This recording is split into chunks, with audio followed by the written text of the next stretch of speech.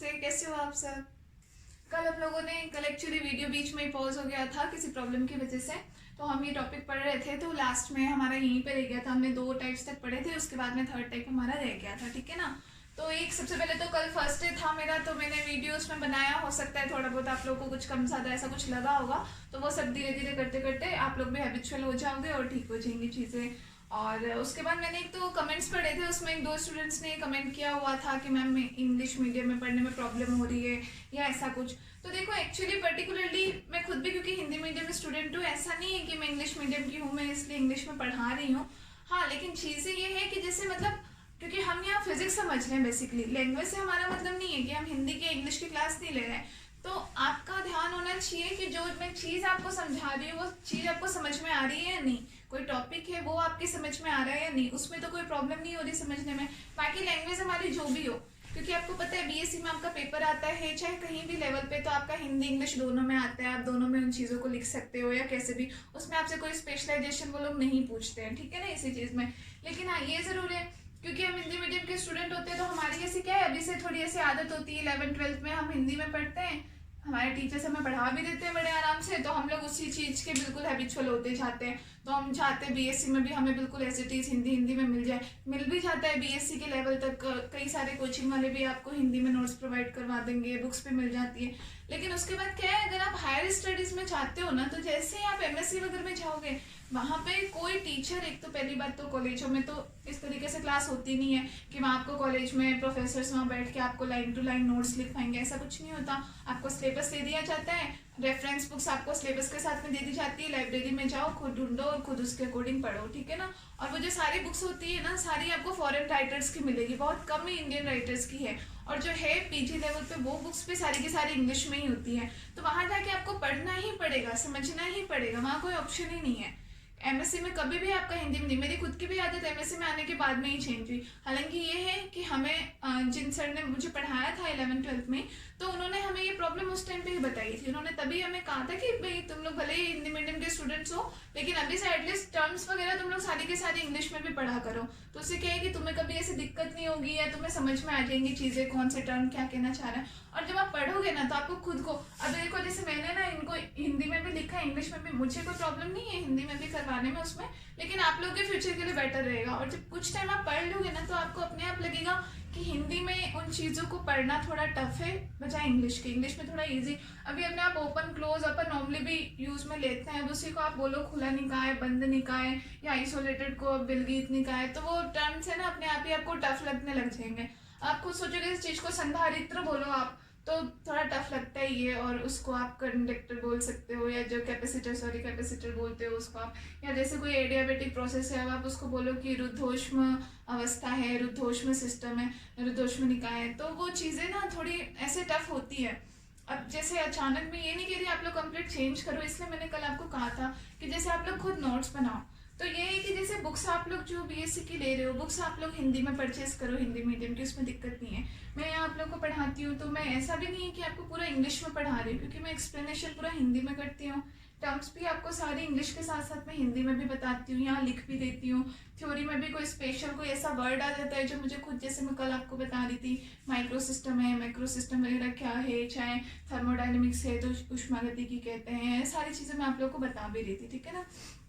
तो ये है कि अगर आप खुद की बुक रखो, बुक में से, क्योंकि आपको जैसे एक आध वीक या 10 दिन करीब आपको थोड़ी सी एक्स्ट्रा मेहनत करनी पड़ेगी। जैसे आप यहाँ पे अभी 1 घंटे का वीडियो देख रहे हो, उसके बाद में आप 1 घंटे टाइम आप खुद से दो। खुद से टाइम देने में आप क्या करो कि आप अलग से जैसे खुद के नोट्स वगैरह तो बनाओगे, उससे आपकी क्या राइटिंग स्किल्स डेवलप होगी कि एग्जाम में आपको अजीब नहीं लिखेगा कि मुझे इतना बड़ा आंसर लिखना है, मैं कैसे लैंग्वेज बनाऊँ, कैसे क्या करूँ, अपने आप ही आदत पड़ गई रहेगी, ठीक है ना। तो उसमें ये है कि आप लोग जैसे अब वहाँ जैसे आप लोग ऐसे ही कोई टॉपिक डालो ना कॉपी में, तो आपने जैसे टाइप्स ऑफ सिस्टम लिखा, उसको आप निकाय के प्रकार आपको बुक में मिल जाएगा। तो ये है कि आप इंग्लिश में लिख लो, हिंदी में लिखने के लिए आप लिखना चाहो लिख भी लो, बुक आपके पास है ही। तो जो चीज़ें समझनी हो, अगर कोई ऐसा लगे कोई इंग्लिश का टफ ही वर्ड आ गया या पूरे सेंटेंस ही क्या कह रहा है हमें समझ में नहीं आ रहा, तो आप बुक में देखोगे तो आपको वो बुक में वो चीज़ पढ़ने पर समझ में आ जाएगी, अच्छा ये चीज़ है, शायद इसे ही कहा गया होगा इसमें। तो उससे ना आप लोगों की लैंग्वेज ईजी हो जाएगी, साथ के साथ इंग्लिश भी ईजी हो जाएगी, और सब्जेक्ट में आपको कोई दिक्कत नहीं होगी। क्योंकि आगे आप लोग क्या है, अभी तक तो जैसे बीएससी की कोचिंग में भी आपको है ना नोट्स वगैरह प्रोवाइड कर देंगे, कम्प्लीटली इंग्लिश में भी कर देंगे, मैं भी आपको पूरे हिंदी में भी मैं आपको लिखवा भी दूंगी पूरा, ठीक है ना। लेकिन उसके बाद जैसे मान लो बाद में आप लोग गेट की, नेट वगैरह की, या आईआईटी जैम वगैरह, आईआईटी से कोई एमएससी करना चाहता है, उन सब की आप लोग प्रिपरेशन करना चाहो ना, तो वहाँ पे आपको कहीं भी कोचिंग वाले हिंदी में नहीं पढ़ाएंगे, आपको इंग्लिश में ही लिखाएंगे। हाँ, एक्सप्लेन हिंदी में कर देते हैं, क्योंकि वहाँ जाने के बाद हिंदी मीडियम इंग्लिश मीडियम की क्लासेस कंबाइंड चलती हैं। बहुत कम ही, कोई रेयरली ऐसा होगा जहाँ हिंदी मीडियम इंग्लिश मीडियम अलग अलग कर रखा होगा ऐसे करके। तो इसलिए मैं उस अकॉर्डिंग पढ़ा रही हूँ। 8-10 दिन आप लोग इस तरीके से पढ़ करके देखो, श्योरली आप लोग उसके बाद में आप लोग को इसमें मज़ा भी आने लग जाएगा, इंग्लिश की टर्म्स भी समझ में आ जाएगी और हिंदी की तो समझ में आती ही आती है, ठीक है ना। और उसके अलावा स्पेशली आपको कोई ऐसी चीज़ लगे कि कोई मैम बिल्कुल ही समझ में नहीं आया हमें, तो ये टॉपिक है ऐसा कुछ, तो आप मुझे कमेंट सेक्शन में बता दिया करो, कमेंट कर दिया करो, तो मैं वहाँ से आप लोगों को, ऐसा नहीं है कोई टॉपिक पढ़ लिया बाद में अपन कभी उसको दोबारा भी डिस्कस कर लेंगे या दोबारा मैं समझा दूंगी, ठीक है ना। ये है। हाँ, तो कल जैसे हम लोग यहाँ से, कल आप लोग अपनी कॉपी वगैरह खोल के बैठ जाओ। कल हम ये पढ़ रहे थे, सिस्टम के प्रकार पढ़ रहे थे, निकाय के प्रकार हम पढ़ रहे थे। तो उसमें हमने 2 पढ़े थे कि कोई जो निकाय होता है वो 3 टाइप का होता है मेनली, जिसमें हमने कल 2 टाइप पढ़े थे, ओपन सिस्टम, क्लोज सिस्टम। आप लोग को याद हो तो मैंने आप लोग को ब्लॉक डायग्राम से बताया भी था कैसे, कि जैसे मान लो ये कोई सिस्टम है कि ओपन सिस्टम है, तो मैंने क्या बताया था कि मास भी इन और आउट हो सकते हैं, साथ में एनर्जी भी इन और आउट होती है, मतलब दोनों का ही एक्सचेंज पॉसिबल होता है इसमें ओपन सिस्टम में, ठीक है ना। और वही जबकि क्लोज सिस्टम होता है, क्लोज सिस्टम में क्या होता है कि उसमें हम मास का एक्सचेंज नहीं कर सकते, एनर्जी एक्सचेंज होती ही होती है, ठीक है। जैसे हमने इनके एग्जांपल में पढ़े थे कि कोई कंटेनर में हमने पानी गर्म किया, तो जैसे अगर मान लो हमने उसको खुला, जब तक हमने उस पर गैप नहीं लगा रखा है तब तक मैं उसमें पानी और डाल भी सकती हूँ, निकाल भी सकती हूँ। लेकिन जैसे अगर मैं उस पर कोई, अगर मैं मान लो उसको क्लोज कर देती हूँ, तो उसके बाद में ये मास तो उसमें चेंज नहीं कर सकती, लेकिन उसमें क्या हो, एनर्जी का जो इनलेट और आउटलेट है, एनर्जी का मतलब अंदर प्रवेश और उसका निकासी जो बोल लो आप या जो भी, तो वो होगी होगी, ठीक है ना। तो ये दोनों हमने पढ़े थे। उसके बाद 3rd नंबर पे आता है आपका आइसोलेटेड सिस्टम, जिसको आज हमें पढ़ना है, ठीक है। तो आप लोग 3rd नंबर का आप ये हेडिंग डाल लो, आइसोलेटेड सिस्टम, हिंदी में लिखना हो, हिंदी में लिख लो विलगीत निकाय, ठीक है। विलगीत निकाय हम इसको बोलते हैं, या हाँ, विलगीत का मतलब होता है, मतलब बिल्कुल अलग थलग पड़ी हुई हो कोई चीज़ बहुत ज़्यादा, जैसे कोई सिस्टम के अंदर एग्जिस्ट नहीं कर रही हो, बिल्कुल ही किसी चीज़ से कॉन्टेक्ट नहीं हो, बिल्कुल अलग हो, तो उसको बोलते हैं विलगीत, ठीक है। तो ये पॉइंट आप लोग डालो, फिर मैं इसकी डेफिनेशन बताती हूँ।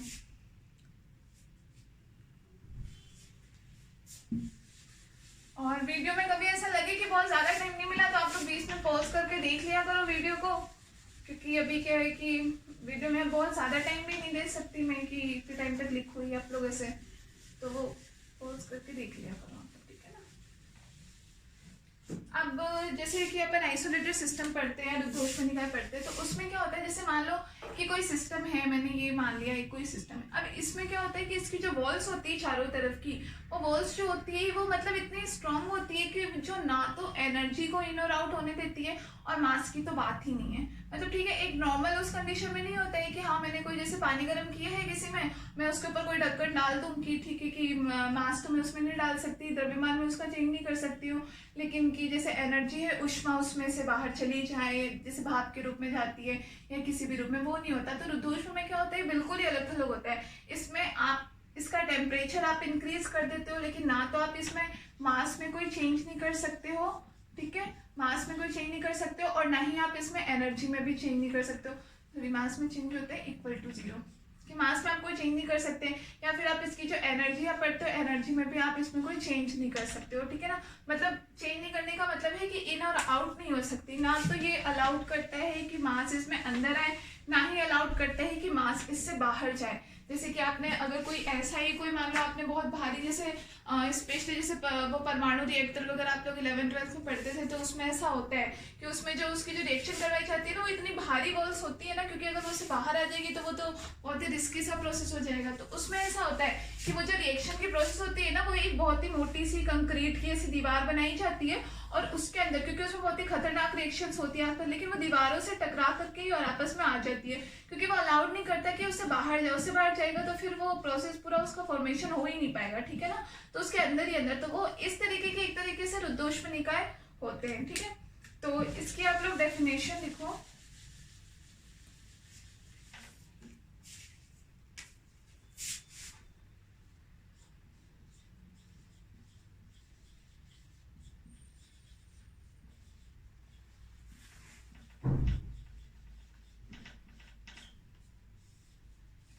राइटिंग अभी मेरी थोड़ी ऊपर नीचे ऐसे हो जाती है, बाद में ठीक हो जाएगी।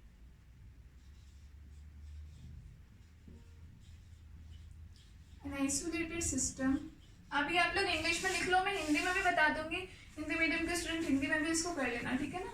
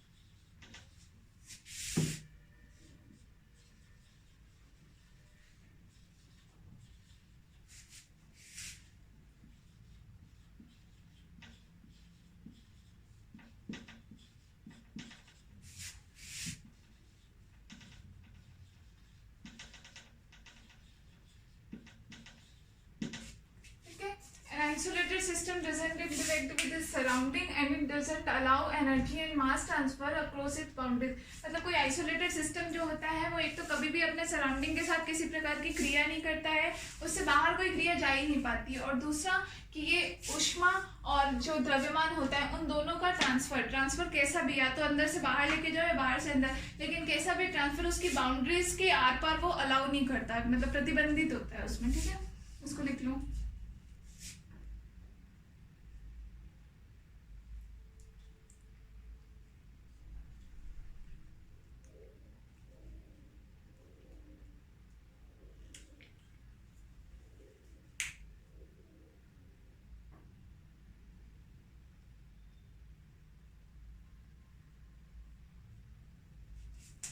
डायग्राम के साथ बना लो, या तो अभी मैंने डायग्राम जैसे आपको बना के बताया ही था। इससे हम मान लेते हैं कि इसकी दीवारें जो होती है काफ़ी इतनी ज़्यादा मोटी है, कह लो आप, या इतनी ज़्यादा डेंस होती है कि उनके आर पार कुछ भी जा ही नहीं सकता है, ठीक है ना। इसलिए हम इनको इस तरीके से प्रदर्शित करते हैं। इसके अंदर कुछ भी मान लो आप, कुछ पार्टिकल है या कुछ भी चीज़ें हैं, कण है कोई भी, या कोई हमने लिक्विड डाला हो कुछ भी, या फिर हम ऐसे डायग्राम के थ्रू शो करें तो हम सिंपली ये हो गया एक आइसोलेटेड सिस्टम, ये हम इसको शो कर सकते हैं। इसमें से नो मास एक्सचेंज, नो हीट एक्सचेंज, ठीक है ना।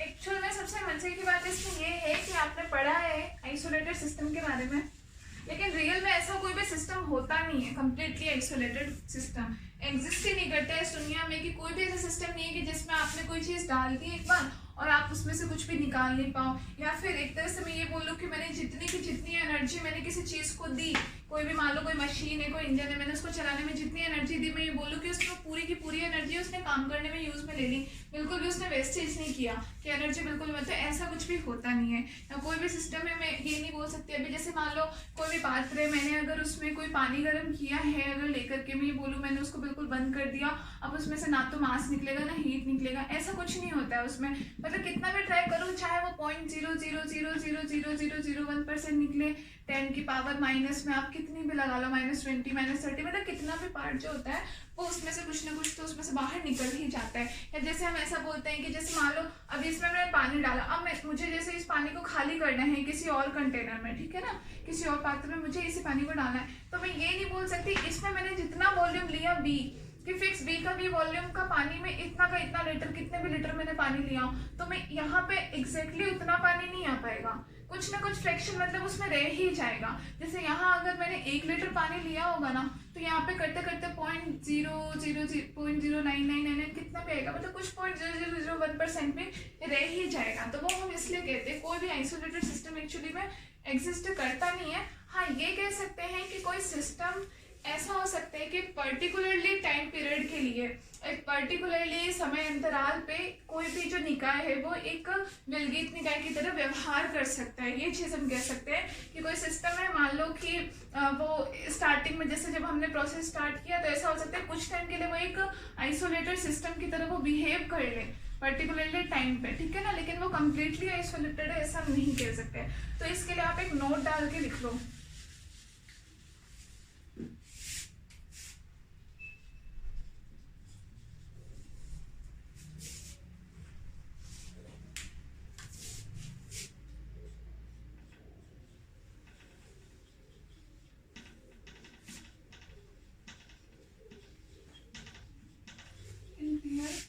Completely isolated system,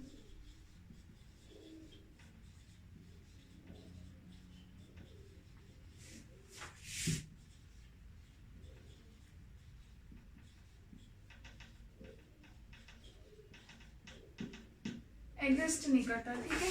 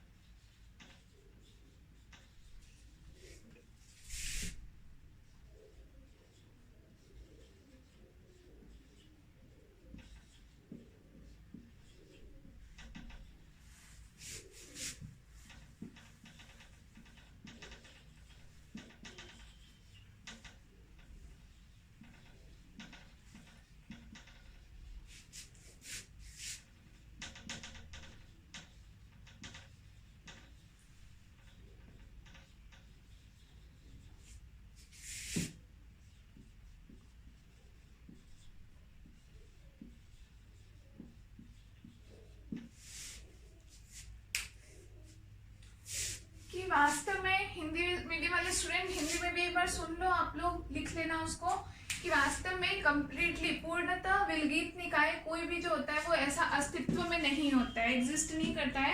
हाँ ये पॉसिबल है, ये संभव है कि कोई सिस्टम जो होता है एक फिक्स टाइम पीरियड के लिए, एक फिक्स समय अंतराल के लिए एक आइसोलेटेड सिस्टम विलगित निकाय की तरह व्यवहार कर सकता है, ठीक है, इसको लिख लो।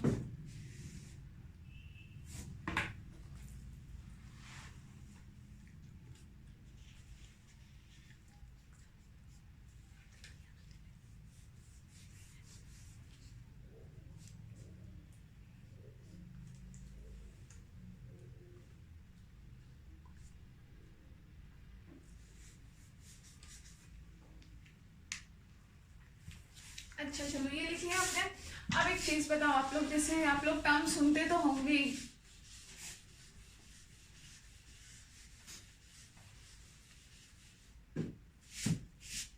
हीट और टेम्परेचर,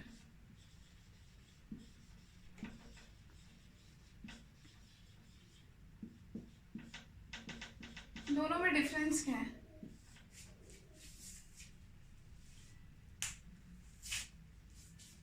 देखो वैसे तो हम लोग सुनते हैं तो एक जैसी चीज लगती है, कोई इसमें डिफरेंस लगता नहीं, लेकिन एक्चुअल में दोनों में डिफरेंस होता है, ठीक है। दोनों में डिफरेंस क्या होता है कि हीट जो होती है, हीट एक्चुअली में फॉर्म ऑफ एनर्जी होती है, मतलब ऊष्मा का ही एक रूप होता है ये, ठीक है ना, ऊष्मा का रूप होता है हीट। ऊष्मा का रूप से मतलब हमारे ये है कि ऊष्मा का जब किसी गर्म स्थान से ठंडे स्थान की तरफ जैसे प्रवाह होता है, जैसे कि एक एग्जांपल से समझो, जैसे कि मान लो हम कोई बाल्टी में पानी गर्म करते हैं, ठीक है ना, जैसे भी सर्दियों का टाइम है तो हम लोग ठंडा पानी कर देते हैं और उसके ऊपर से हम लोग मान लो हमने रोड लगा दी उसमें गर्म होने के लिए, ठीक है ना, एक बाल्टी में। तो उसमें जैसे हम देखते हैं कि ऊपर से पानी उसमें गर्म हो जाता है, हमें लगता है एक बार वो कि हो गया पानी गर्म, हम उसको बंद कर देते हैं। फिर जब हम उसमें चेक करते हैं, अगर आप उसमें हाथ पूरा नीचे तक डालो तो आप ऐसे देखते हो कि यहाँ पे कुछ जगह का पानी आपको ठंडा सा लगता है, ऊपर की तरफ पानी गर्म होता है। उससे आपको क्या पता चला कि पानी गर्म हो रहा है। अब एक बात बताओ, पार्टिकल तो सारे के सारे पानी के कण तो कंबाइंड है, अलग अलग तो है नहीं। तो ऐसा तो है नहीं कि पहले वो जो गर्मी है उसकी वो एक पार्टिकल तक जाएगी, दूसरे तक जाएगी, तीसरे तक जाएगी। तो फिर ऐसा क्यों हुआ कि पूरा पानी एक साथ गर्म नहीं हो करके थोड़ा थोड़ा थोड़ा करके हो रहा है? एक्चुअल में इसमें क्या होता है कि हीट का फ्लो होता है, पार्टिकल सारे अपनी जगह पर हैं, इसे अपन गर्मी कर रहे हैं, तो ये एक्चुअली में करता क्या है, ऊष्मा ही प्रदान करता है, इन कणों को ऊष्मा प्रदान करता है, ठीक है ना। तो ये जो ऊष्मा प्रदान करता है, ये ऊष्मा का प्रवाह होता है, गर्म से ठंडे की तरफ धीरे धीरे जो वो ऊष्मा है ना, वो ठंडे की तरफ धीरे धीरे जाती जाती है, ठीक है ना। तो जैसे जैसे वो जब तक ही, और जाती कब तक है, जब तक इन सारे जितने भी कण है, इन सबका जो एनर्जी है वो सेम नहीं हो जाता। ये हम बाद में पढ़ेंगे भी, ऊष्मा का संविभाजन का सिद्धांत हम पढ़ते हैं, इक्विपार्टीशन लॉ ऑफ एनर्जी हम पढ़ते हैं, ठीक है ना, ऊष्मा का संविभाजन। तो वो किसी भी चीज में ऊष्मा का संविभाजन होता है। कोई भी चीज जैसे हम बोलते हैं पूरी गर्म हो गई, पूरी ठंडी हो गई, तो हम ऐसे थोड़ी ना है कि मैं ऐसे बोलूँ कि पानी आधा गर्म हो गया, आधा ठंडा हो गया, आधे का टेम्परेचर तो इतना हो गया, ये रूम टेम्परेचर पे मैंने मान लिया कि 24 डिग्री है, या ये इसका टेम्परेचर बहुत ज्यादा हो गया, ऐसा तो होता नहीं है। पूरे का ही टेम्परेचर हम नापते हैं, ठीक है ना। तो टेम्परेचर तो क्या हो गया, टेम्परेचर उस हीट का अमाउंट होता है, उसका मेजरमेंट होता है कि मैंने ये नापा कि उस ऊष्मा का पैमाना क्या है, उस ऊष्मा की माप क्या है जो ऊष्मा इन कणों के पास में है, ठीक है ना। और हीट हम किसको बोलते हैं, फ्लो ऑफ एनर्जी को हीट बोलते हैं, कि जो ऊष्मा इन सब में, जो ऊष्मा का जो प्रवाह हो रहा है उसको हम बोलते हैं हीट, और टेम्परेचर होता है इस हीट का मेजरमेंट। ये इन दोनों में डिफरेंस होता है, ठीक है। तो अभी आप डेफिनेशन इसके लिख लो। ये चीजें हो सकता है आपके सिलेबस में नहीं हो, लेकिन छोटी छोटी चीजें कहीं पे यूज आती है, कि आप कोई बड़ा मान लो कोई डिस्क्रिप्टिव टाइप का क्वेश्चन कर रहे हो, कभी उसमें कोई छोटी मोटी आपको चीजें होता है ना, छोटी छोटी अपन डेफिनेशन लिख करके फिर अपन पूरा बड़ा उसका एक्सप्लेनेशन करते हैं वैसे। तो आप पहले तो आप इसमें लिख लो हीट, ठीक है ना। तो हीट के लिए जैसे मान लो मैंने, जैसे कि एक मैंने ये सिस्टम बनाया, एक निकाय बनाया मैंने, ठीक है। इसको मैंने दो पार्ट में डिवाइड कर दिया। मैंने मान लो इसको इस जगह से एक पतली सी मैंने बीच में दीवार लगा करके, और मैंने इसको दो में डिवाइड कर दिया, ठीक है ना। अब मैंने बोल दिया इधर तो ऐसे पार्टिकल इसमें भरे पड़े हैं, इधर भी है, सेम ही है ये। मैं इनको अलग अलग इस वजह से बता रही हूँ क्योंकि मैंने इन दोनों का अलग अलग टेम्परेचर अलग अलग कर दिया मैंने, ठीक है ना। अब जैसे पूरा सिस्टम है, इसको मैंने मान लिया कि ये विलगीत है, आइसोलेटेड है,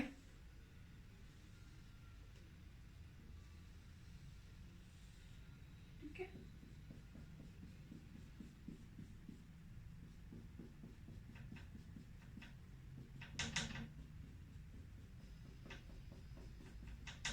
ये पूरा, अब मैंने मान लिया कि इसका जो एरिया है, क्षेत्रफल है, वो A1 है, इसका क्षेत्रफल मैंने A2 मान लिया, और टोटल जो क्षेत्रफल था इस पूरे का वो A0 मैंने ले लिया। तो मैं यहाँ से ये तो बोल सकती हूँ कि A0 इक्वल टू कितना हो जाएगा, A1 प्लस A2 के बराबर हो जाएगा।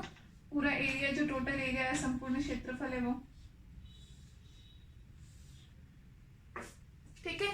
ये चीज तो मैं बोल सकती हूँ। अब इन दोनों तरफ मैंने ये बोला कि दोनों तरफ, एक तरफ मैंने मान लो कि ठंडी चीज, एक तरफ का जो टेम्परेचर है वो थोड़ा कम है, एक तरफ का टेम्परेचर थोड़ा ज्यादा है, तो मैं ऐसे बोल सकती हूँ कि एक तरफ का जो मतलब ठंडा होगा थोड़ा एनवायरमेंट इसका, एक तरफ का एनवायरमेंट थोड़ा गर्म होगा। तो हीट का फ्लो कहाँ से होगा, हीट का फ्लो गर्म से ठंडे की तरफ होगा। इसमें से जो भी गर्म ठंडा होगा, गर्म से ठंडे की तरफ हीट का फ्लो धीरे धीरे होता जाएगा। कब तक होगा, जब तक कि सारे पार्टिकल्स की जो एनर्जी है, जो टेम्परेचर है वो सेम नहीं हो जाता, ठीक है ना। तो इसके लिए हम ये लिखते हैं,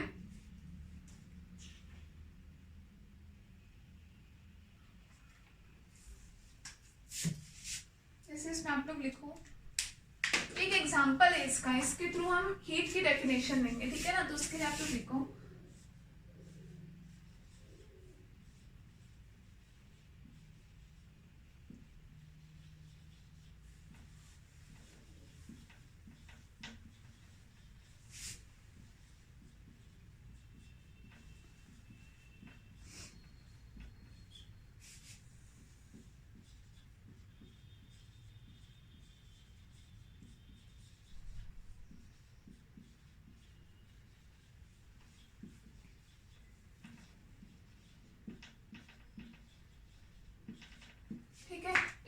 आइसोलेटेड बना के बताया ही है आप लोगों को कि हमने ये माना कंबाइंड सिस्टम का मतलब ये पूरा जो संपूर्ण जो निकाय मैंने दिया है एनोड कि एनोड हमने ये मान लिया कि ये जो है पूरा का पूरा यूनिवर्स है आइसोलेटेड सिस्टम है, ठीक है।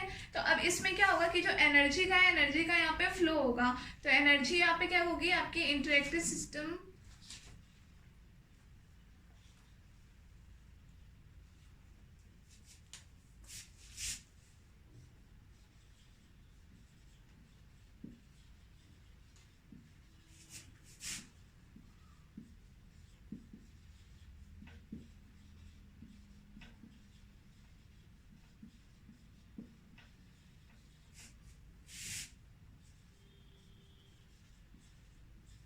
इंटरेक्टिंग सिस्टम का मतलब समझते हैं, मतलब ये दोनों सिस्टम जो आपस में इंटरेक्ट करते हैं या आपस में इंटरेक्ट को क्या बोलते हैं, अन्योन्य क्रिया जो करते हैं ना, अन्योन्य क्रिया आप लोग पढ़ते हैं वो है ये अन्योन्य क्रिया।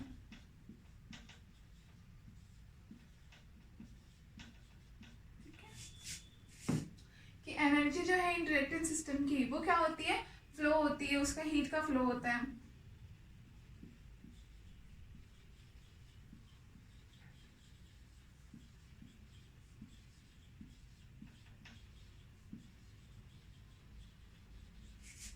हॉट टू कोल्ड,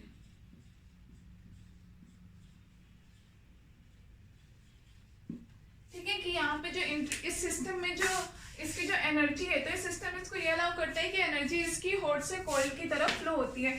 तो ये जो फ्लो ऑफ एनर्जी होता है इसी को हम बोलते हैं हीट, ठीक है ना। इसका जो अमाउंट होता है वो इसको हम बोलते हैं हीट।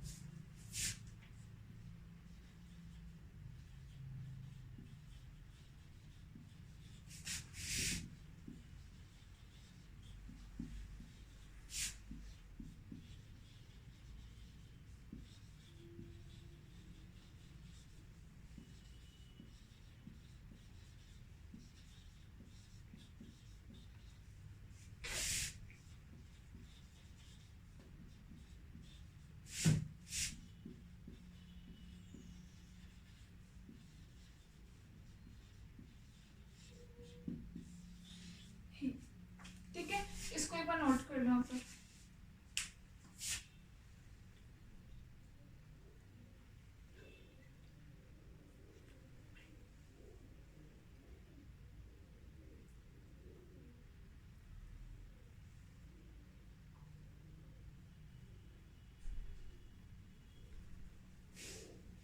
ठीक है, तो इसका मतलब समझ में आ गया। जो हिंदी मीडियम के स्टूडेंट है, हमने यहाँ पे क्या है हीट को हमने बेसिकली यहाँ पे एक्सप्लेन करना चाहा है कि जैसे ये मैंने कोई सिस्टम, एक बार फिर से मैं इस चीज को डिस्क्राइब कर देती हूँ कि हमने ये कोई सिस्टम ले लिया, इसमें ज्यादा कुछ है नहीं खास, ये तो ठीक है ओनली लैंग्वेज आप लोग को लिखवाई है, कभी आप लोग पढ़ो तो आप लोग को पढ़ करके एटलीस्ट समझ में आ जाए। क्या होता है कि यहाँ पे जैसे मान लो मैंने एक ही कोई निकाय, ये पूरा एक है, अलग अलग नहीं है, ठीक है ना। तो इसको लेके मैंने मान लो बीच में पतली सी दीवार लगा करके मैंने इसको अलग अलग कर दिया, और मैंने कहा दोनों तरफ का टेम्परेचर जो है वो अलग अलग होता है यहाँ पे, ठीक है ना। जो एनर्जी जो है यहाँ पे एनर्जी का जो फ्लो होता है ये एक्चुअली बेसिकली होता क्यों है, टेम्परेचर डिफरेंस की वजह से, क्योंकि दोनों तरफ ये जो टेम्परेचर का जो डिफरेंस हो रहा है इसके ये किसको जनरेट करता है, फ्लो ऑफ एनर्जी को, एनर्जी ऊष्मा के प्रवाह को, ठीक है ना। कि यहाँ दोनों ताप में जो अंतर होता है, इस तापांतर की वजह से क्या होता है, ऊष्मा का प्रवाह होता है, और ऊष्मा का प्रवाह गर्म से ठंडे की तरफ होता है। अब इसमें हमने ये नहीं बताया कि टेम्परेचर किसका ज्यादा है। मान लो मैं यहाँ पे बता दूं टेम्परेचर इसका T1 है, इसका T2 टेम्परेचर है, हो सकता है T1 ग्रेटर देन T2 हो, तो अगर T1 का टेम्परेचर ज्यादा है तो इसका ऊष्मा का प्रवाह इस तरफ होगा, अगर मैं T2 को ज्यादा बोलूँ तो ऊष्मा का प्रवाह इस तरफ होगा, ठीक है ना। तो ये बेसिकली इससे हम क्या पता चल रहा है, इससे हीट की, हीट क्या होता है, हीट तो होता है फ्लो ऑफ एनर्जी, ठीक है ना। और उसके बाद में अब आता है टेम्परेचर। तो इस हीट अभी कितना है, ये जो मैंने मेजरमेंट किया T1 T2, ये मैंने क्या कर दी, ये मैंने उस हीट को नापा है कि इसमें प्रत्येक कण के पास में कितनी ऊष्मा है, कितनी उसके पास ऊर्जा है, उसका जो मेजरमेंट मैंने लिया है वो होता है टेम्परेचर T1 या T2, ठीक है। ये लिख लिया, इसको रब करता हूँ। नेक्स्ट आप इस पर डालो टेम्परेचर।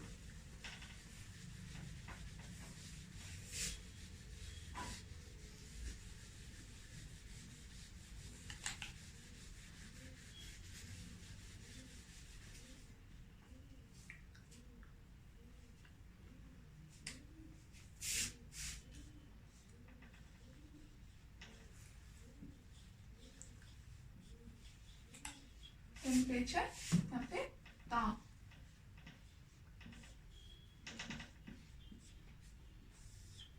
टेम्परेचर की हम डेफिनेशन क्या बोलते हैं कि टेम्परेचर क्या होता है, ऊष्मा का मेजरमेंट होता है, उसका मतलब नाप होता है, उसकी माप होता है कितना। तो टेम्परेचर लिखो इसकी definition, temperature is the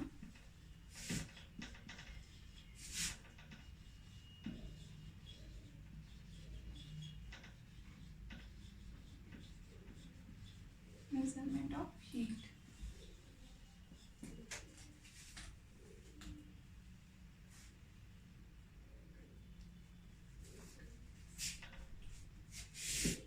When two bodies are in thermal equilibrium,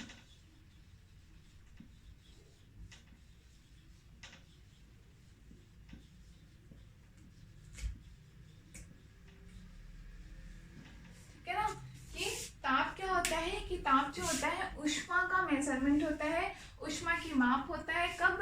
जब दो बॉडी, कोई भी दो निकाय, कोई भी दो सिस्टम जो होते हैं, जब वो थर्मल इक्विलिब्रियम में होते हैं। थर्मल इक्विलिब्रियम को हम हिंदी में क्या बोल सकते हैं, मतलब जब उन दोनों के ताप में समानता होती है। इक्विलिब्रियम को एग्जैक्टली क्या बोलते हैं मुझे ध्यान नहीं आ रहा, मैं बता दूंगी वो। तो जब दोनों थर्मल इक्विलिब्रियम है, अब थर्मल इक्विलिब्रियम क्या चीज़ है ये अभी हम थोड़ा आगे डिस्कस करेंगे, ठीक है ना, कि कोई दो बॉडी थर्मल इक्विलिब्रियम में होती कैसे। उसका मतलब बेसिकली यही होता है कि जैसे मान लो एक सिस्टम है, इसमें मैंने मान लो जैसे दो बॉडी है, अब इन दोनों के थर्मल इक्विलिब्रियम होने का मतलब क्या होता है कि दोनों का टेम्परेचर जब इक्वल हो जाए, टेम्परेचर जो भी इसका T1 है इसका T2 है, कुछ ऐसा हो कि दोनों का टेम्परेचर इक्वल हो जाए तो वो भी हम आगे जो थर्मोडाइनमिक्स के जो हम नियम पढ़ते हैं, जीरोथ लॉ ऑफ थर्मोडाइनमिक्स, उसमें आता है, ठीक है ना, तो उसके बारे में भी हम आगे पढ़ते हैं।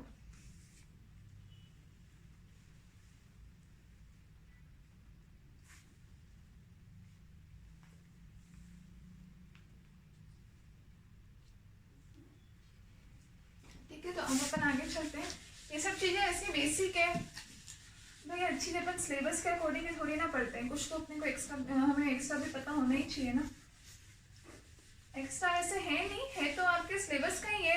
ये हो सकता है कि आप पर्टिकुलरली ऐसे आप ढूंढने बैठो कि सिलेबस में टेम्परेचर की डेफिनेशन कहाँ है कि मैम ने लिखवाया था, ऐसे नहीं दिया होगा आपके उसमें, लेकिन यूज में आती है, ठीक है ना। तो अब अपन पढ़ते हैं ऊष्मागतिकी के नियम, लॉज ऑफ थर्मोडायनेमिक्स।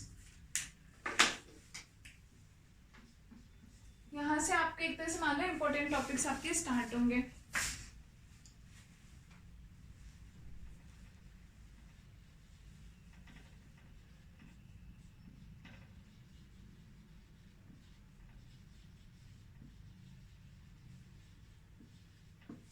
ठीक है, यहाँ पे ऊष्मागतिकी के नियम।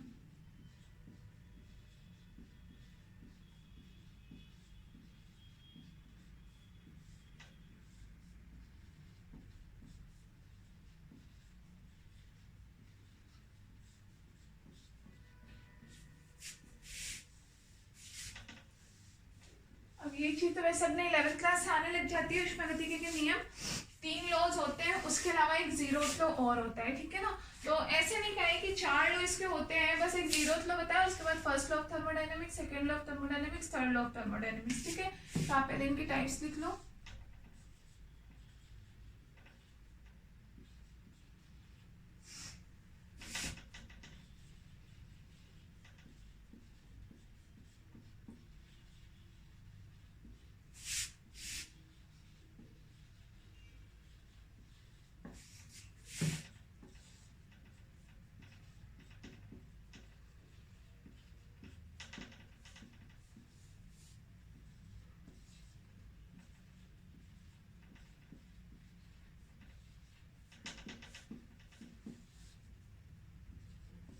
थर्ड लॉ ऑफ थर्मोडायनेमिक्स,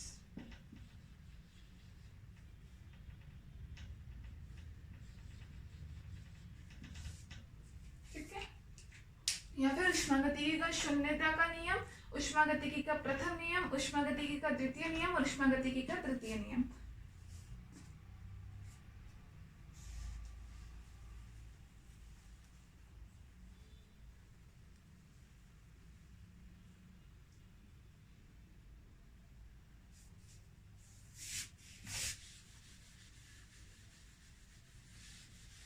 देखो इसमें ये वाला लो तो वैसे इजी सा है, इसमें ज्यादा कुछ समझने वाली चीज है नहीं।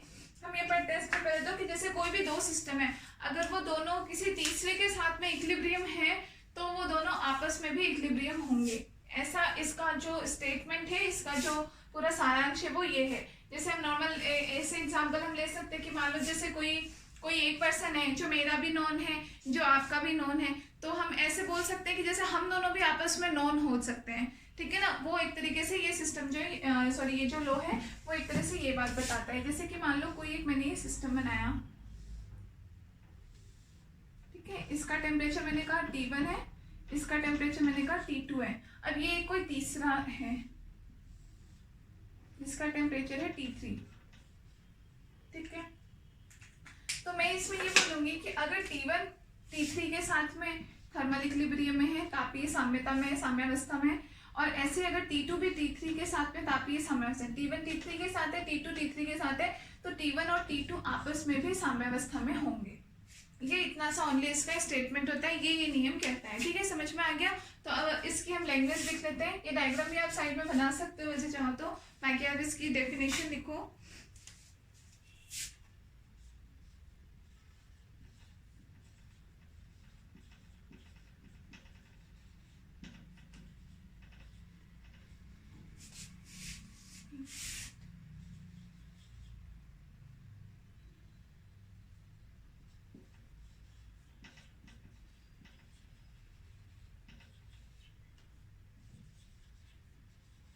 ये इक्विलिब्रियम है, ठीक है ना, पूरा नहीं शॉर्ट में लिखा है मैंने इक्विलिब्रियम।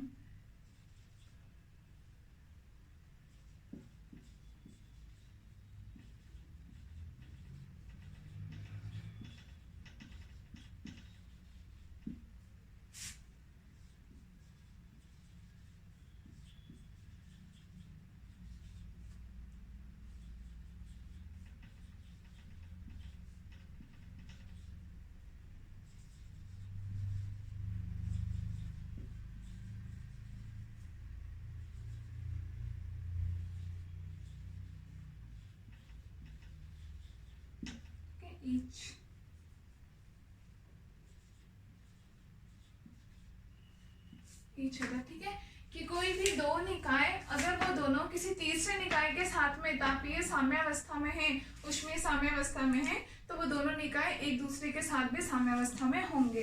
ये स्टेटमेंट लिख करके और ये डायग्राम बना लो। यहाँ पे हम ये लिख सकते हैं, इसको आप ऐसे लिख लो कि तापीय साम्यावस्था से मतलब इन दोनों का टेम्परेचर अगर सेम हो गया, अगर T1 इक्वल टू T3 है और T2 इक्वल टू भी T3 है, तो ऑब्वियसली सी बात है इन दोनों से हम क्या लिख सकते हैं कि T1 इक्वल टू T2 होगा।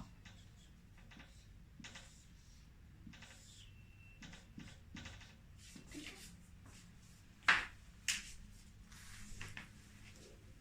तो इस लॉ ने ही सबसे पहले टेम्परेचर का कॉन्सेप्ट इस लॉ ने दिया था, ठीक है। तो आप नीचे लिख सकते हो कि दिस लॉ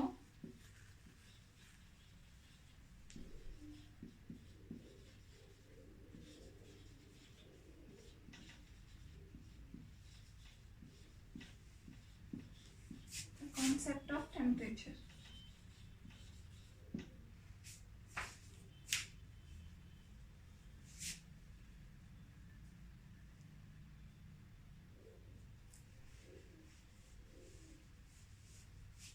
ठीक है, ये हो गया आपका zeroth law of thermodynamics. Thermal equilibrium समझ में आ गया। अब चाहो तो थर्मल इक्विलिब्रियम की अलग से डेफिनेशन भी लिख सकते हो कि कोई भी दो सिस्टम जो होते हैं, टू बॉडीज या टू सिस्टम जो होते हैं, वो थर्मल इक्विलिब्रियम कब कहलाते हैं, जब उन दोनों के टेम्परेचर सेम हो जाते हैं। ठीक है, तो मैं अलग से लिखवा नहीं रही हूँ, ये ऐसे आप लोग समझ लेना। ठीक है, तो ये आपका जीरोथ लॉ ऑफ थर्मोडायनेमिक्स ये कंप्लीट हो गया। अब देखो, अब जैसे फर्स्ट लॉ पढ़ने से पहले मैं आप लोगों को एक आध बेसिक चीजें बताती हूँ। इसमें एक हम पढ़ते हैं इंटरनल एनर्जी या आंतरिक ऊर्जा।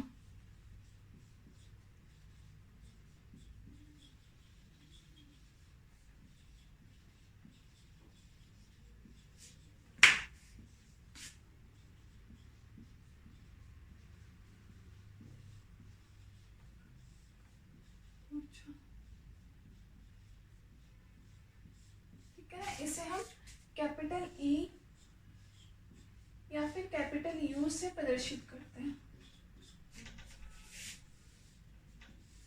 ठीक किसी भी सिस्टम में जैसे मैंने बताया कोई निकाय है, उसमें अगर कोई मान लो में n पार्टिकल है तो उसमें हर पार्टिकल की एनर्जी कितनी है वो उस निकाय की आंतरिक ऊर्जा होगी, मतलब उसके अंदर जो जिन कणों को वो कंटेन कर रहे हैं, जिन कणों को वो अपने अंदर संग्रहित कर रहे हैं, उनकी एनर्जी कितनी है वो उसकी कहलाती है आंतरिक ऊर्जा कहलाती है। ठीक है, तो सबसे पहले हमें जानते हैं, कोई भी आप लोगों ने 11th-12th में चीजें पढ़ी होगी, गतिज ऊर्जा और स्थितिज ऊर्जा। किसी भी कण की जो टोटल जो एनर्जी होती है वो उसकी गतिज ऊर्जा और स्थितिज ऊर्जा के बराबर होती है, मतलब काइनेटिक एनर्जी गतिज ऊर्जा होता है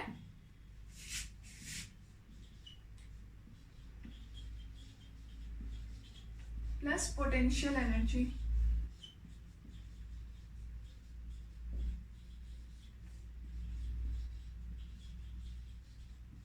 ठीक है ना, इसको आप लिख लो चाहे तो गतिज ऊर्जा और इसको बोल सकते हैं स्थितिज ऊर्जा।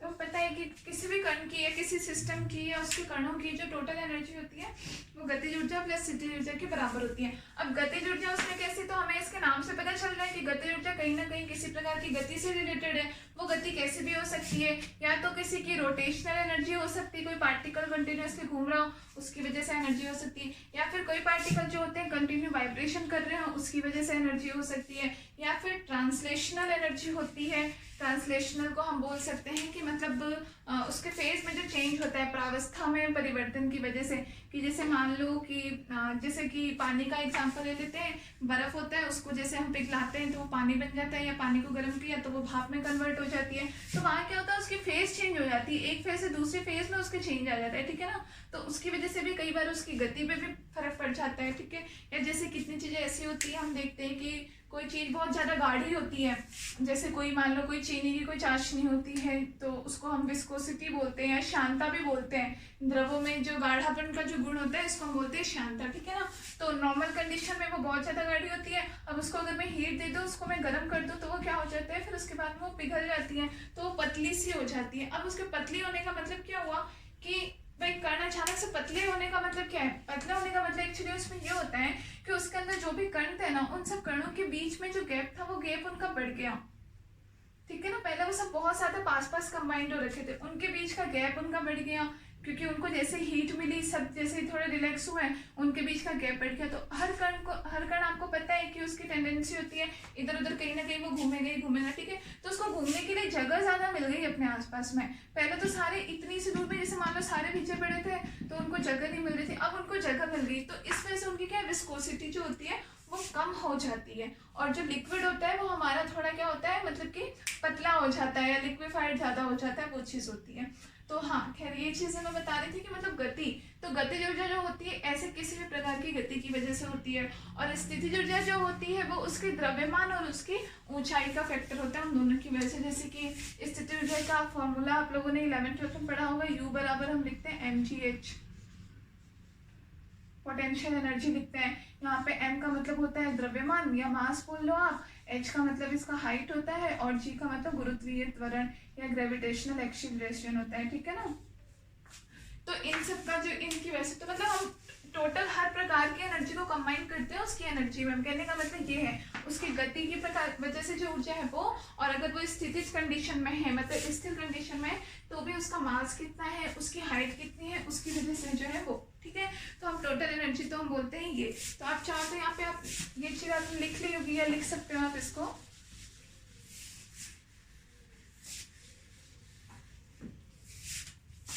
काइनेटिक एनर्जी की अगर मैं बात करूं,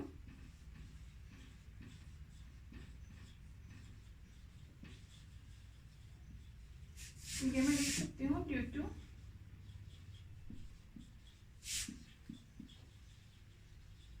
ट्रांसलेशनल, एक अवस्था से दूसरी अवस्था में चेंज होना, रोटेशनल घूर्णन,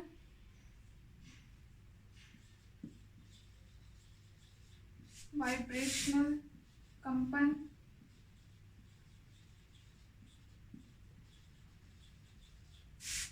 मोशन। ठीक है, और भी कोई प्रकार का मोशन हो तो जिगजैग मोशन जैसे होता है ऊपर नीचे, यादृच्छिक हम जिसको बोलते हैं, तो इस प्रकार का, ठीक है। तो काइनेटिक एनर्जी तो इनमें से किसी प्रकार के मोशन की वजह से होती है।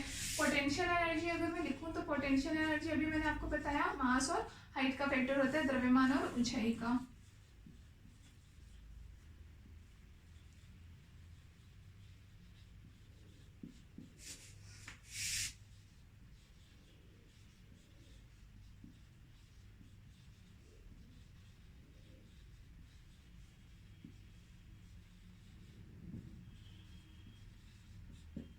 मास और हाइट की वजह से, ठीक है, ये चीज में लिखी। अब यहाँ क्योंकि हम बात कर रहे हैं उष्मागतिकी में, तो यहाँ हम एक्चुअली में किस चीज का, हम नॉर्मली कोई गैस होता है, हम गैस की टोटल एनर्जी की बात कर रहे हैं, ठीक है ना। जैसे कि मैं सबसे ज्यादा हम एग्जांपल इसमें लेते हैं कोई भी आइडियल गैस का, या फिर हम उसको क्या बोलते हैं आइडियल गैस को हिंदी में, आदर्श गैस, जिसका फॉर्मूला आप लोगों ने 11th-12th में आ जाता है, PV = nRT,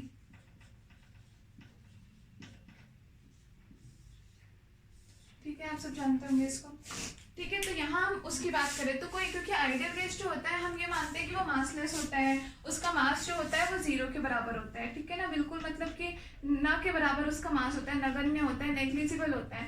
मास 0 होने की वजह से उसकी पोटेंशियल एनर्जी U बराबर जो क्या, पोटेंशियल एनर्जी, आप इसको लिख लो ताकि आपको कंफ्यूजन ना हो, पोटेंशियल एनर्जी mgh के बराबर था, मास 0 होने की वजह से ये तो हो गया बराबर में 0। तो अब यहाँ पे ये वैल्यू तो हो गई आपकी 0, तो इसका मतलब इसकी एनर्जी ओनली किसकी वजह से रह जाती है, काइनेटिक एनर्जी की वजह से। और काइनेटिक एनर्जी की वजह से जो आइडियल गैस की एनर्जी होती है वो आपको पता है कितनी होती है, 3/2 kT के बराबर, ठीक है, 3/2 kT। इसको आप इसकी एनर्जी या फिर आप इसको इसकी एवरेज एनर्जी बोल सकते हो, इसकी औसत ऊर्जा बोल सकते हो, ठीक है। ये तो इसकी एवरेज एनर्जी हो गई। टोटल एनर्जी की अगर मैं बात करूँ कि मतलब एवरेज एनर्जी मतलब कि जैसे कि कोई गैस है, किसी चैम्बर में अगर गैस भरी हुई है तो उसमें n पार्टिकल है, तो मैंने कहा है कि हर पार्टिकल की एवरेज एनर्जी इतनी है। अब टोटल एनर्जी कितनी हो गई, अगर n पार्टिकल है तो इसको मैं n से मल्टीप्लाई कर दूं तो 3/2 Na kT, ठीक है। Na आपको पता है, Na एवोगाड्रो नंबर होता है जिसकी वैल्यू आपकी कितनी होती है, 6.023 × 10⁻23। ये मतलब नॉर्मली एक मोल में गैसों के कणों की संख्या वगैरह हम बताते हैं इससे वो, ठीक है। एवोगाड्रो नंबर इनटू में k, तो Na × k किसके बराबर में होता है, R के बराबर। R जिसको हम क्या बोलते हैं, R का मतलब यहाँ पे होता है R = रुको पहले नीचे लिखना, पहले तो आप इसको लिखो, ये बराबर हो जाएगा आपका 3/2 RT, ये हम इसको लिख सकते हैं E या फिर U, ठीक है। साइड में लिख लेना जहाँ पे where R = क्या है, गैस कांस्टेंट,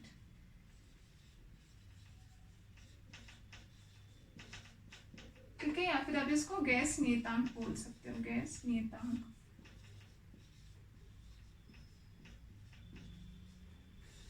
ठीक है ना। तो ये आप इसको लिख लो, ये होता है कि आइडियल गैस जो होती है, कोई आदर्श गैस होती है, उसकी एवरेज इंटरनल एनर्जी जो हमने पढ़ी है वो इतनी होती है। ये अभी आप लिख लो क्योंकि अभी आगे ये यूज में आएगी, तो कहीं पे भी आप एवरेज एनर्जी यू की वैल्यू जो है वो 3/2 RT यूज में लोगे, ठीक है। इसको नोट डाउन करो।